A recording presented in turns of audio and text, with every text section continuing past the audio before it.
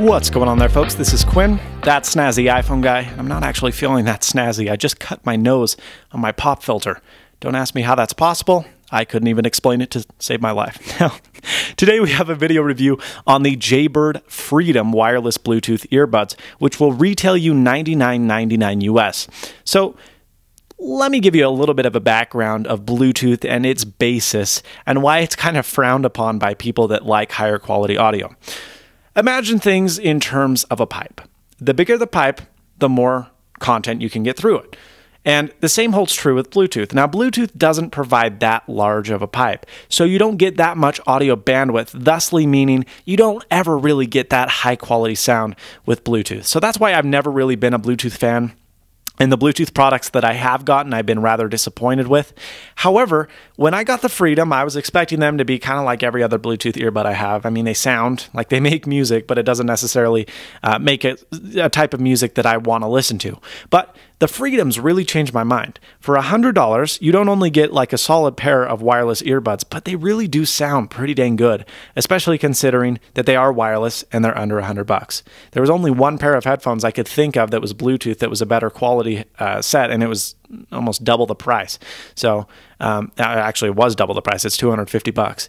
And I can't remember the name of it right now. It escapes me, but I'll try to put it in the description below. But really, these headphones sound pretty incredible for $100. Now, you get a plethora of items when you order these, and they're marketed towards athletes and people that are working out, but really you don't need, they perform in other circumstances. They work great for just casual listening. They're great for mowing the lawn. That's what, I love these headphones for. And I've really put quite a few hours on them because, again, the audio experience is rather pleasant, especially considering they're under $100. So let's get into them. Let's see what you're going to get in the box and all that other good stuff. Now, you will find a manual. I don't know if you guys know, I'm kind of like a manual geek. I don't ever read the manuals, but I really like manuals and like looking at them. And this probably has the coolest manual I've ever seen. It's like horizontal. It's not very practical, but it's cool. So you're going to get an English manual. You find this hard clamshell style case, which will give you the ability to store the buds as well as like a couple cables and other stuff. Really not necessary, but it's nice that they included it. It's pretty stable. It's like a little bit kind of wiggly on the hinge. I'm not sure I'd like want to drop it from 10 feet, but for throwing it in a bag, this is a great solution. And it's a pretty nice case that I'm glad they provided. You're also going to find these little ear clips. This is if you don't want to use the other clipping system, which we'll talk about in a second. These I've actually never used because I've never had the need to use them, and I'm not really a big fan of this style anyway, but those are included. You're going to find 3 sets of silicone buds, small, medium, large. Medium is on the Freedoms right now, and it's nice that there's a plethora of different sizes you can choose from to fit your ear accordingly. My ear is pretty small, and the mediums fit just fine, and I actually found that the smalls were a little bit too small, but the larges were way too large, so if you do have larger ear canals, the large should suffice just fine. Now, this is kind of the ear clip system I was talking about. If you take a look at one of these, they are pretty dang weird, and I'll talk about them. There's 6 different ones, so 6 different sizes according to the actual size of your earlobe.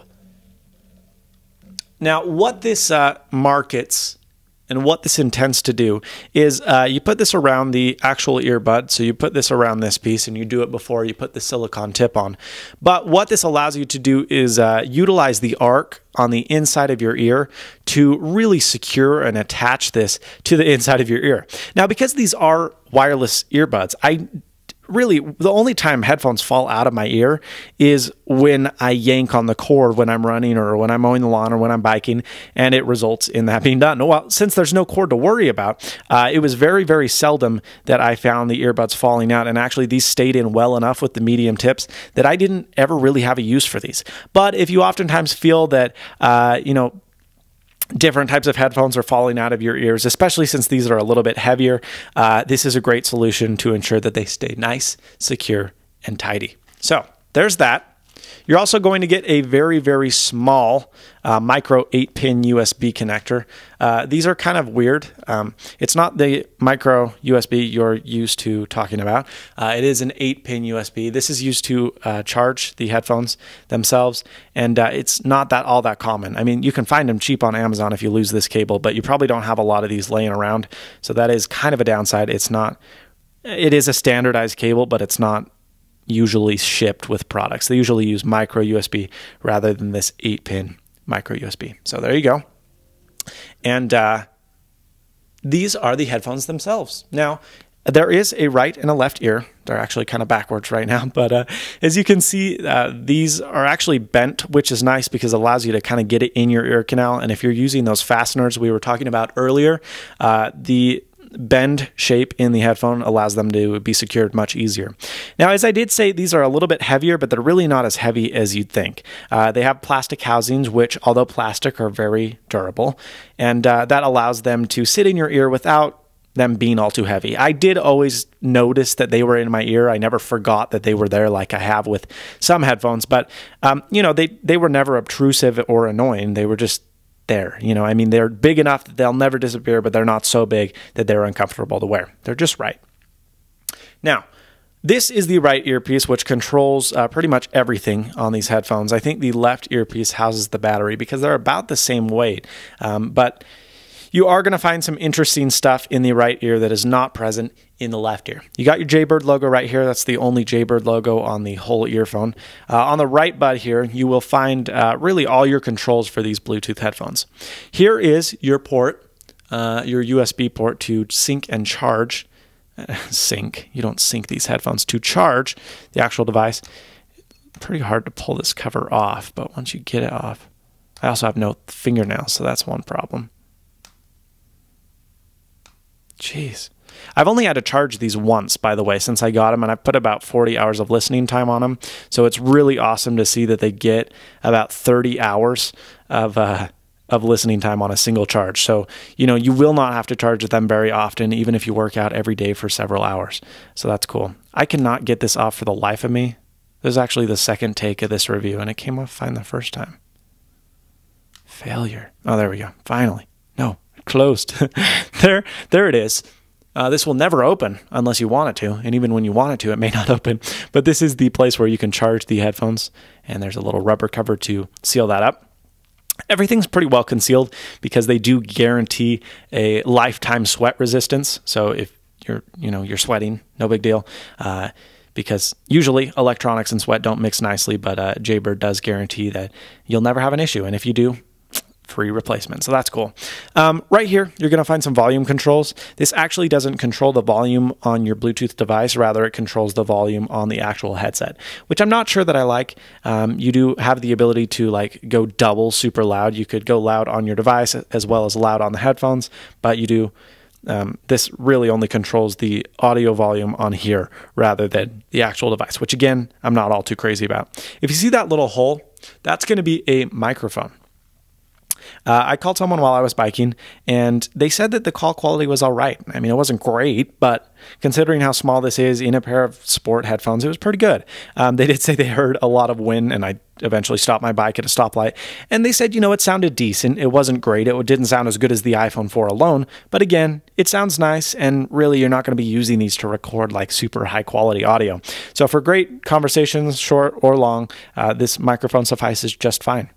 And lastly, certainly not least, you're going to find the main button. Now, this button does everything. It starts, stops your music. It goes to the next track. It goes back tracks, and it does a lot more. Like, you can control pretty much everything on your iPhone using this button.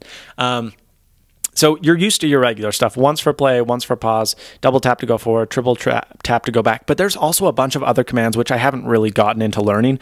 But you can like call the last person who you called back and like all this crazy stuff that probably you'd never use. But there are like 10 commands that you can use to really maximize and take full advantage of your phone's features without having to pull your phone out of your pocket, which is nice. Since this is Bluetooth, this will work with any Bluetooth-enabled device, albeit a Zune or an iPod or an iPhone or an Android phone, anything of the sort. So long as there's Bluetooth and your phone or laptop or anything has the ability to output to Bluetooth, it'll work just fine. So right here, it's already paired to my iPhone. All you have to do is hold it for 3 seconds to turn it on and off, and it pairs instantaneously once it's been paired before.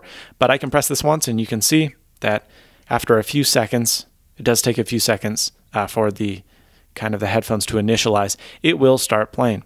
Now, again, as I stated, these buttons don't control the volume on the actual device, only on the headphones. So you could go like double duty, and you can actually hear the music coming out quite profusely. But I'm not sure I like that. I wish the volume was just kind of one consolidated deal. But again, you can double tap to go forward, triple tap to go back, and really every command you're used to, plus a whole lot more. I think like holding and then tapping is to call the last person back. Yeah, so I can call my mom. That's who I called last. And so, I mean, there are seriously a bunch of key combinations that you can use to maximize the sound quality out of this. Now, there are some cons. The first one is that the housing, although plastic and although durable, it is glossy and it scratches like a maniac. I've only put like 40 hours onto these. I've used them for about 2 weeks for maybe an hour a day. And as you can see, they're already pretty well scratched up. So don't expect these to look pretty for more than a couple days, because they will not. But they still look good. I still like the look and everything of that sort. And, durability is really what everything comes down to. And from afar, they look awesome. It's just up close. You're like, man, those are pretty scratched.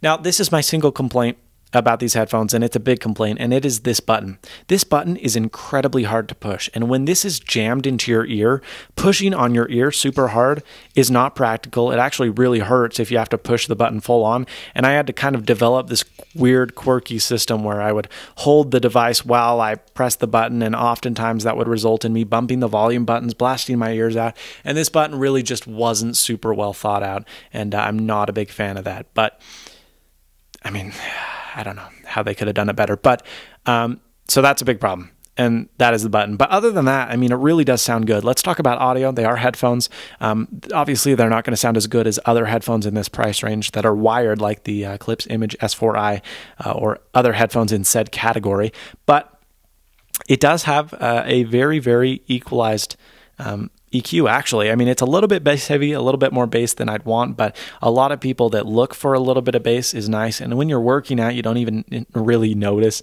like the certain tonalities of different songs. You don't notice all the little tidbits anyway. So the bass line is a little bit more prominent than the mids and the trebles, but the mids are still very smooth, and the trebles are actually quite prominent as well. I mean, it's really a pretty well-balanced headphone, which is awesome, because most headphones in this price range just get muddy, crappy bass. The bass was fast, it was very responsive, and I was a huge fan of the sound quality, especially considering these are only 100 bones. All in all, I'm going to give this a 7 out of 10. This button really is a huge issue. I don't like it very much at all. I don't like that the volume control isn't consolidated. But other than that, I mean, it really is a pretty solid product. You are going to get scratched housings, which if you don't like scratches, ain't going to be best for you. But they're awesome considering they're Bluetooth. They're 99 bucks, and I've really enjoyed my use of them. And I know that if you purchase them, you will as well. So despite the few minor drawbacks, they really are a pretty good headphone in this price range, using and utilizing Bluetooth technology. So thanks for watching. Please subscribe, rate, comment if you're not already. And as always, stay snazzy. See you later, folks. The Droid Bionic finally makes its way to Verizon's network after an 8-month wait. Korean officials invade Google headquarters, and NVIDIA claims that tablet share will be 50% Android by the end of 2013. All that and more on today's 90-second tech. Click the annotation to begin.